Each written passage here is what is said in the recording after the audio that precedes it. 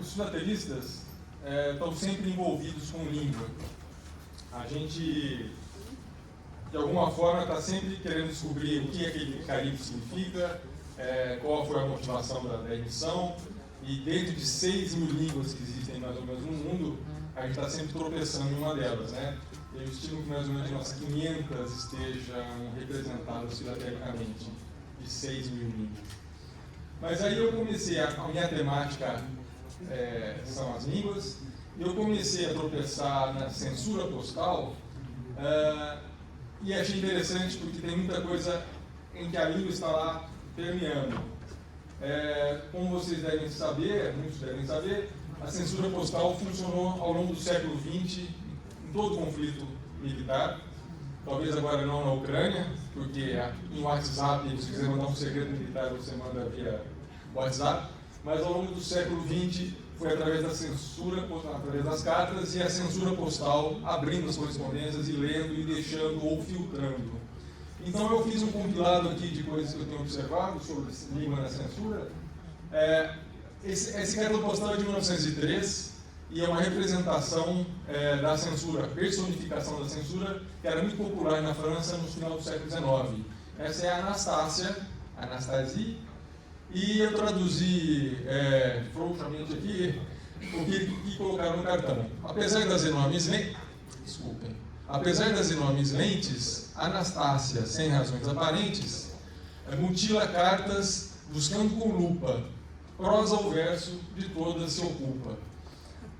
Para o cidadão comum, a censura afetava apenas jornalistas, atores, diretores de teatro, depois cineastas, não atingia o cidadão comum, até chegar à censura postal. E a gente usa, os colecionadores usamos a palavra censura em 2 sentidos. Abrir a correspondência, que devia ser inviolável, que é um princípio sagrado da inviolabilidade da correspondência, tanto para abrir, para ler, como para bloquear, é o que a gente mais conhece, Censurar uma peça significa cortar um pedaço dela ou nem deixar aparecer. Então a gente usa essa palavra em 2 sentidos, então me desculpem se eu misturá-los aqui. Esse é o efeito de uma carta censurada, de cartões postais censurados, de prisioneiro de guerra, escreveu em inglês, estava preso em Petrogrado, São Petersburgo, em 1916. De alguma forma, o censor não gostou do que ele escreveu lá, ou reclamando da condição, ou dizendo, nós vamos fazer tal coisa quando tiver livre daqui. O censor não gostou e destruiu o trecho. Ainda assim, deixou passar a correspondência. Bom, eu mostrei a correspondência de um prisioneiro de guerra. Agora, do outro lado do balcão, correspondência de um soldado. Os soldados, há muito tempo, têm direito à correspondência livre, então é um cartão em franquia. Foi colocado o selo aqui porque a garantia da França para o soldado era: você pode mandar para casa, para dentro de casa, para a França. E esse soldado escreveu em Esperanto, esse oficial escreveu em Esperanto para uma pessoa dos Estados Unidos. Então, o próprio exército francês deu para ele o selo para colocar aqui, para ele poder mandar isso para os Estados Unidos. E no verso está a mensagem dele. Lembrando aqui em cima, cuidado com o que você vai escrever, porque pode ser que a carta não vá. Ainda mais com um soldado, não vai comentar sobre o que a gente vai fazer. E dá essa mensagem esperando para alguém nos Estados Unidos. De novo, um prisioneiro de guerra, na Rússia, vinha no verso, o prisioneiro de guerra também tinha direito à franquia, ele podia mandar tantas correspondências por mês, sem pagar nada por isso, mas o verso está lembrando aqui, mensagens apenas em russo, em alemão e em francês. Curiosamente, essa carta é escrita em tcheco, e foi assim mesmo. Porque a ideia era, se o censor entender, vai. Aí que está a ligação de censura e língua. Pressupõe-se que o censor tem que entender a carta, porque afinal de contas é ele que vai filtrar se aquilo vai ou não vai. Então deixaram para lá, o tcheco é uma língua parecida da família do russo, e ele entendeu e foi embora. E aqui uma nacional, nossa, que tem a curiosidade de ter sido aberta em 3 lugares diferentes para chegar lá. Foi aberta no Brasil e depois lida pelo censor e fechada, com a etiqueta de aberta pela censura. Depois provavelmente foi lida pelo censor americano e depois pelo censor inglês. Nem os ingleses americanos confiaram que o censor tinha feito. Aí lê de novo e fecha de novo. Né? E aqui em cima dizendo que a carta estava escrita em inglês. Isso foi uma regra do Correio Brasileiro de se colocar a língua que estava escrita, por quê? Porque já endereçar para o censor capaz de ler aquela carta. Já faz uma triagem. Aqui nós temos o carimbo do intérprete, era outra profissão, né, do exército alemão, intérprete, porque ele não traduzia, ele não lia a carta, ele falava com o prisioneiro de guerra. Todo campo de prisioneiro, isso daqui é um envio de correspondência de prisioneiro de guerra, de um campo de oficiais, prisioneiros de guerra, tinha um intérprete, que ia lá no hospital, o cara estava ferido, tinha que interagir com o estrangeiro. E aqui está a mensagem, ele já fazia o papel também de censor, está aqui o Dolmetscher, que é intérprete em alemão. Às vezes a gente conhece, o censor é sempre uma figura anônima, entidade mitológica ou censor. Esse é um censor conhecido, porque ele mandou esse cartão, ele trabalhava, era um soldado do Império Austro-Húngaro, Salomon Grenkamp, o pseudônimo dele, e ele mandou e ele mesmo censurou a carta. Né? Ele tinha essa prerrogativa. Tem essa peça que ele mesmo que fez.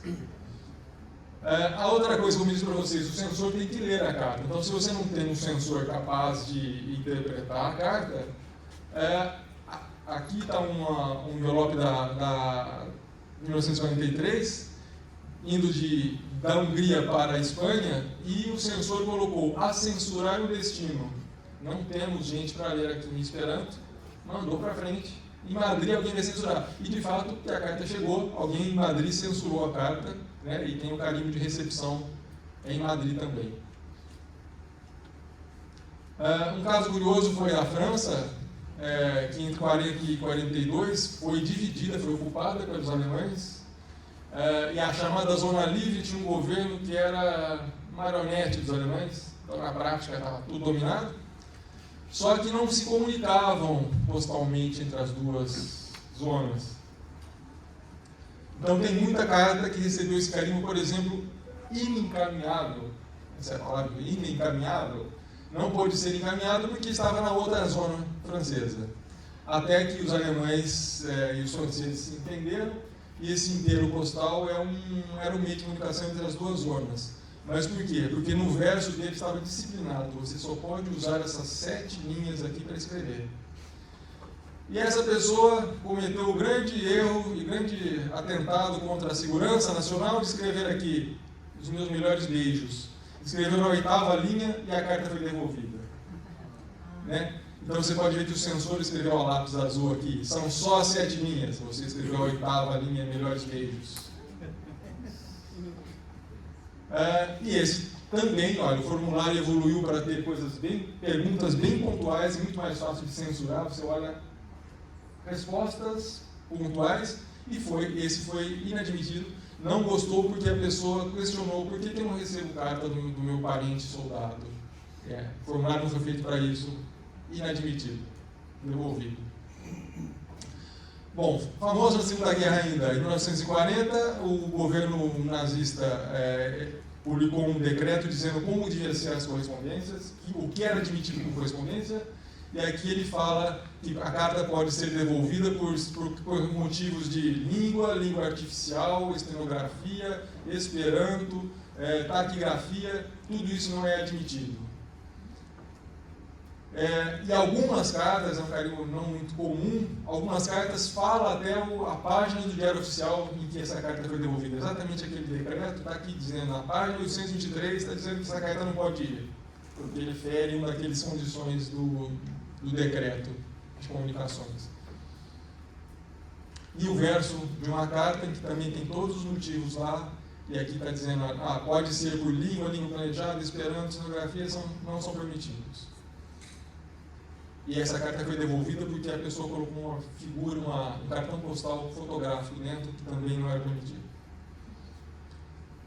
Bom, ainda na Alemanha, e assim, bastante chocante é que nos campos de concentração as pessoas mal tinham condições de mandar uma correspondência, mas nos guetos havia um funcionário no correio, só que esse cartão foi devolvido porque tinha que ser em alemão a mensagem. Os alemães eram bastante intolerantes, enquanto os outros países procuravam ter intérpretes, tradutores nas várias línguas, os alemães eram bastante estritos, então só pode ser em alemão. E aqui de um gueto para outro gueto, a pessoa escreveu em alemão, só que algumas palavras, talvez, por ser um polonês que falava Yiddish em casa, ele não sabia palavras, ele foi alguma palavra ou outra ele colocou em Yiddish. E o carimbo está devolvendo, de um gueto para outro gueto na Polônia, e está devolvendo dizendo, em Yiddish, em hebraico, não é permitido. Bom, os soldados estavam também sempre envolvidos com isso, tem uma correspondência para soldados ingleses na Índia, e aqui também passava pela censura, e já para facilitar o serviço, perguntando para o soldado em que língua está escrito. E o soldado escreveu em inglês para casa, para a Inglaterra, para saber qual o censor.